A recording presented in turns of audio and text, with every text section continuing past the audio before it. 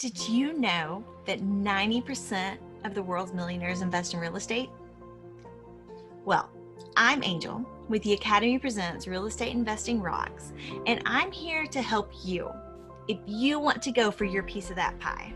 I've seen several operators saying, like they're putting together, paperwork to show their tenants the different programs that are available. And some have even offered assistance with paperwork, which I didn't think you were supposed to do that, but I could be wrong. I just thought that there was like some legal implications if you were assisting with the application process for rental payment programs. I think it has more to do with a lack of understanding by the residents on how to get through the document, which is why when we do federal income taxes, there's TurboTax, there's Jackson Hewitt, there's accountants you can hire. Nobody really can get through it on their own without either educating themselves or having assistance. So I think it's really boiling down to they've never seen that government document before or that nonprofit document before. And because the phones are inundated with how do I fill this out, that they've kind of stopped answering the phones, it leaves it up to almost the property manager to say, I have to have this from you, so fill it out. And the resident saying, I don't know how to fill this out, but I'll do it. And so where do they meet in the middle and find some common ground to get through it? Well, then that means the property manager has to then educate themselves how to fill out those documents because they've never seen them before either. But once they have, it's just like a lease, like it's repetitive, it's the same, and so I've seen where somebody doesn't have internet or doesn't have a computer. They have to come in the leasing office to file for unemployment. They have to use one of our computers, and the questions are very hard to understand in some of the states. They don't make sense whether you should click yes or no.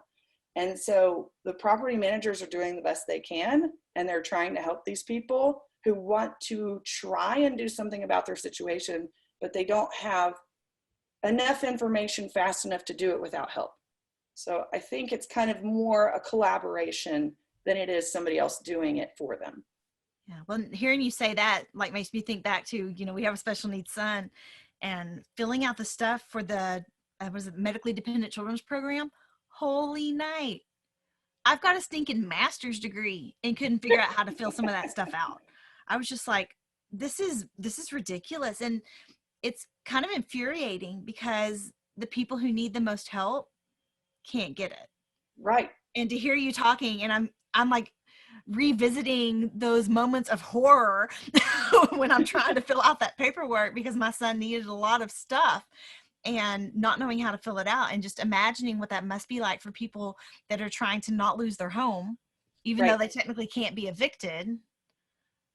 They still don't want to get backed up with 10 months of rent because it's still at some point going to come due. It doesn't just evaporate into nothing. And I've had that conversation with several friends that didn't understand that those rent payments aren't disappearing. This is not a period of free rent. This is a can't necessarily kick you out kind of thing, but the late fees, the rent, all of that stuff is still accruing. And I had friends that were like, are you serious? I'm like, yes. So it's just that not understanding the program and not understanding what it means to have that eviction moratorium going on, and not fully understanding that you're still responsible for all that rent.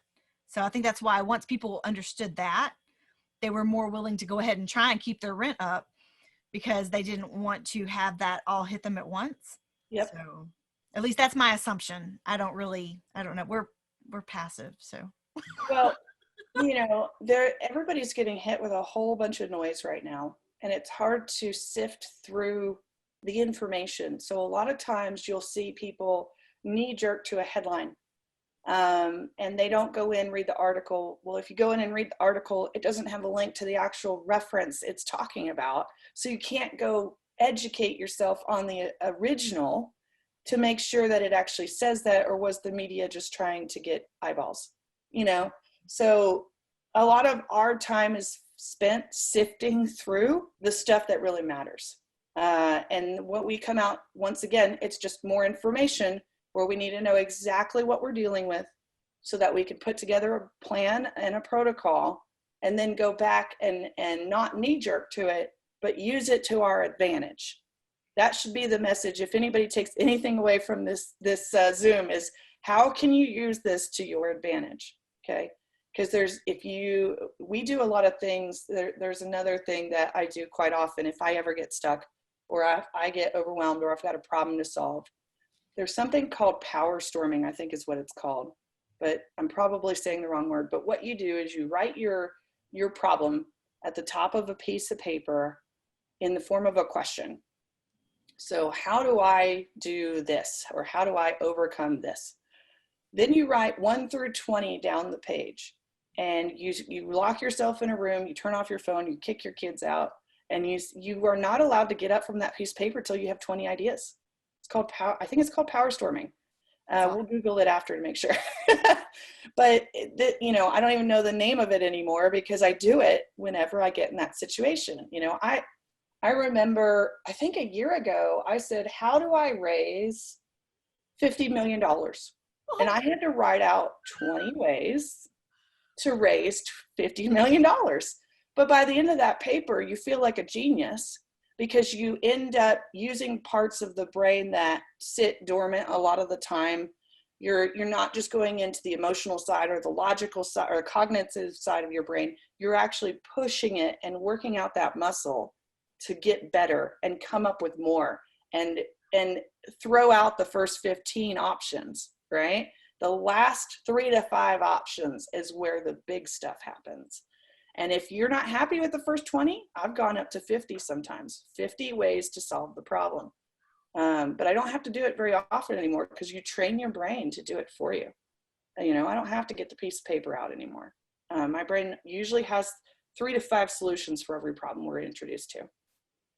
Oh, that's awesome. Yeah, I read something similar to that. I don't remember what it was called, but it did talk about how the first 5 to 10 solutions you come up with are the easy ones. Mm-hmm. And it's the ones that come after 20, 30 minutes of thinking that are the really out of the box ones that you're going to get the most bang for your buck with. Right. So yeah, that's really awesome. So let's see, you are on deal number 4 this year, right? 3. But you're searching for 4. Yeah, we're searching for number 4. And So just based on the timelines, I doubt it'll close this year, but we want to have PSA on it before Christmas. how did COVID change like the landscape of even looking for deals? We did tighten up our criteria because we have to plan. We hope for the best, plan for the worst, which means even though I would like for things to turn every 3 to 5 years, I now have to plan for 10 in the business plan. It's not something we are hoping to hang on to that long, but we have to be ready for it. So, we want to make sure that our financing can go a long term, not just a 7-year term, or if we are doing mezzanine, we want to have something right behind that that's going to be fluid and flexible to be a long-term situation. We made sure that we're going into areas of migration, since we expect some areas to lose out on population, and we're going to see a change in our population across the country. So we want things that are projected to have population growth and migration to those areas, and we want to see jobs going there too. So we have some market criteria that we tightened up on, and then we have some asset criteria that we tightened up on, because if I was a buyer and I was buying a 1970s product today, it's going to be like a 1960s product in 10 years. So we tightened up our criteria to say, I only want to buy 1980s and newer because it could age 10 years. So when my buyer comes knocking at my door wanting to buy this property, somewhere between 5 and 10 years, that property will have aged, and we want to have something that's like a 1970s purchase today, 10 years from now. So we went to the 1980s and newer model. And so there's just some things around the properties and around the population growth in the markets where we tightened up our criteria, since we're not sure yet, because it hasn't ended, how long this downturn is going to last. We could look at 9/11, we could look at 2008, but it's still all prediction, right? We're just going to go ahead and plan for it to be long instead of short.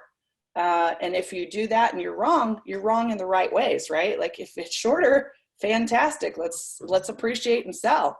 But if we're right and it's going to be a long downturn, we've positioned ourselves in a way to be ready for that. Yeah. So if you're looking at newer properties with that 10-year time period in mind, does that generally put you in a different class of property? It's Class B and newer.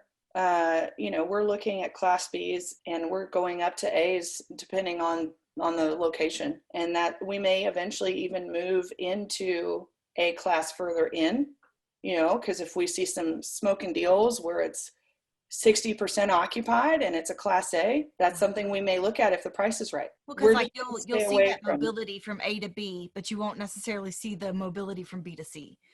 Because somebody in a B will do whatever it takes to stay in a B. Yeah, and you'll get some A-class tenants that move down to B. You'll get some foreclosed homeowners that move into a B to save money and recoup and start over.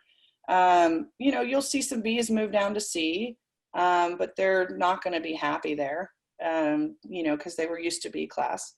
Even our A-class people moving down to Bs probably won't be happy. So a lot of disgruntledness, and that's where you see the amenities trying to upscale and become nicer and things like that. It's because, people are shifting back and forth depending on what they've experienced in their past and what they're used to. But we're all going to go through a little bit of a transition period, and some of that's going to affect housing. Somebody may have had a 2-car garage subdivision home, and now they're moving their family into a 2-bedroom apartment, Class B. It's going to be a big change for them. Their family's going to be frustrated. And so we'll, at that point, once we see that type of change in the demographic in our apartment complexes, we'll have to start catering to that type of clientele that automatically they may be frustrated coming in. What can we do from an operation standpoint to make life a little bit better while they're rebuilding their finances? Well, and that would, holy night, to even think about the amenities that they might be looking for. I'm just like in my mind, I'm thinking, so granite tabletops to Formica, that might make me pretty unhappy. If I was used to those stainless steel appliances and granite countertops. So like in my mind, that would be like a move to a B. But what amenities can you offer to make up for that? That would be tough. Yep. Yeah, it's tough. And It's like, yeah, wow. you have to help them learn a sense of community within there. So they may have had community back at their subdivision, they may not. But if you can help them feel like they're not the only one that's going through something, then they can find their tribe within that apartment complex.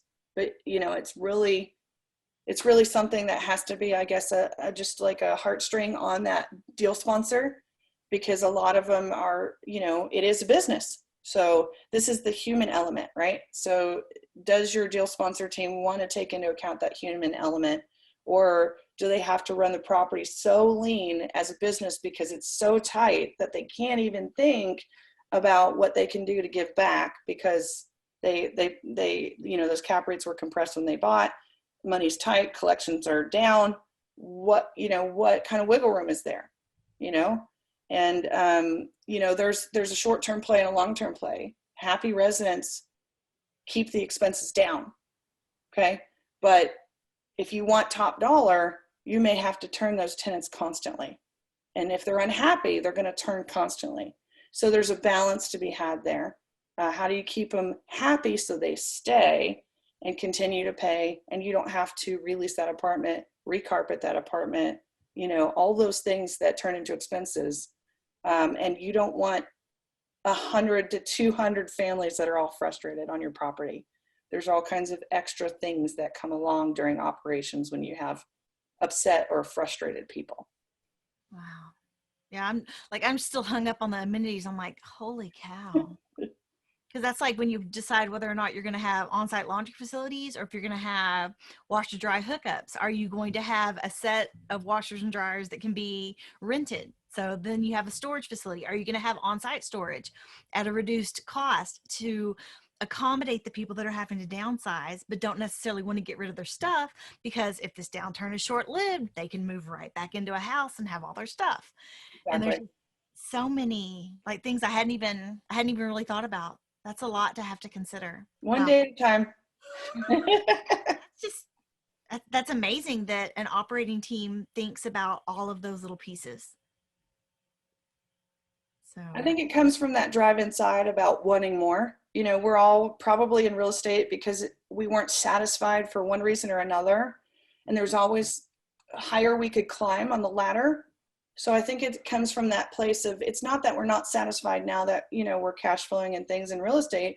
It comes from that drive where we always knew there was more. We always knew there was a better way. We always knew we could give more and that we could do more and we could do it better. And so I think now the shift goes away from how am I going to feed my family to how can I start giving back? And it's not just your passives. It's not just the LP group that's on your apartment complex. It's also the residents. It's also doing a Zoom call like this. Like, how can we give back? We're doing a Zoom call. And this is our contribution back to our fellow man and woman to help them on their journey. That's really what it boils down to. And the thing I do like about the real estate tribe is we're all very driven people. So we all want more, but it's not necessarily for us. We just want more for everyone. I don't want to say that's really deep because that's such a overused statement, but it's really profound to think of it in those kinds of terms, because we really do. It's not just about the numbers. I mean, yeah, it's great for the return. We're not gonna pretend like it's not. We're not in this game because we don't like the returns, but we also like the fact that we're with different teams that are aimed at making the lives of the residents better and providing better housing, better amenities, just better options. And I think that that has become even more important right now during all of this just financial and economic uncertainty and instability. And there's just so many what ifs. And to be able to conquer the what ifs of your housing is huge, because that's like basic Maslow's. Yep. And to take that off of someone's plate could make a substantial difference in someone's well-being. And that goes back to that application we were talking about earlier. If you can help take that off their plate by telling them there's hope, if they just come to the leasing office, it does wonders for a resident who's like, I can't get behind and I've been furloughed and I don't know what's going to happen because all I have now is my social media page and it's not looking good. And I want to try. I want to do something because I think most people are good. And I think most people want to try. But there's also a lot of people that give up if they don't have hope. So if we can provide just a glimmer of hope, whether that's an internet connection in the office or a computer to work at, or another human being who can say, well, this is how I read that question. How do you read that question? Some of those little things can make all the difference when somebody has temporarily lost hope. Yeah. So as an operating team, it sounds like y'all like cater the amenities also to the class of apartment, because like you probably don't have to offer like the business office setting to a B class apartment complex, because most people are going to be able to hotspot off their phone or something. Whereas in potentially like a C plus or a C, having that business office setting is probably really beneficial. It actually, right now, it's everywhere because don't forget the kids. The kids have to have Wi-Fi connections and things like that. So we're looking at bulk internet packages. We already were, but we're looking at bulk internet packages across the whole complex and maybe raising rents or charging some sort of amenity fee for them to not go spend $70 a month with the cable Wi-Fi company. They can just rent it from us, because now everybody needs to have internet, even if they were on a flip phone yesterday. And it's surprising how many still have, low levels of technology in their house sometimes. So we're looking at things more from how's the world changing and what's going to be a requirement now going forward for living at an apartment complex. And if a percentage of my residents are already doing something, why wouldn't we use that as a new business plan item that we could implement in the property? You brought up earlier, do we have a laundry room or do we have washer and dryer connections? Well, guess what? Everybody's doing more laundry than they ever have before, and they're cooking more than they ever have before because of what's happened. And so do we want to make a change in what we were going to do at a certain property, or speed up the timeline on something we were going to do through our CapEx budget because of what's happened with laundry, Wi-Fi? We're not driving our cars anymore as much. Covered parking versus reserved parking versus, community events. We're doing a lot more food delivery, like breakfast burritos to go, or pizza day, popsicle day. Or, you don't have to go anywhere. We're going to bring it all to you, and you can just stop by if you feel comfortable. So I hadn't even thought about the Wi-Fi thing. I mean, because the face of education has forever changed. Yep. Because I see a lot of my friends that they've chose to go remote because they like the way it's fixed their mornings. They like the more relaxed pace of the morning, and their child is doing class in their room, or maybe everybody's in the living room and everybody's on their own computers with earbuds and they're getting their work done together.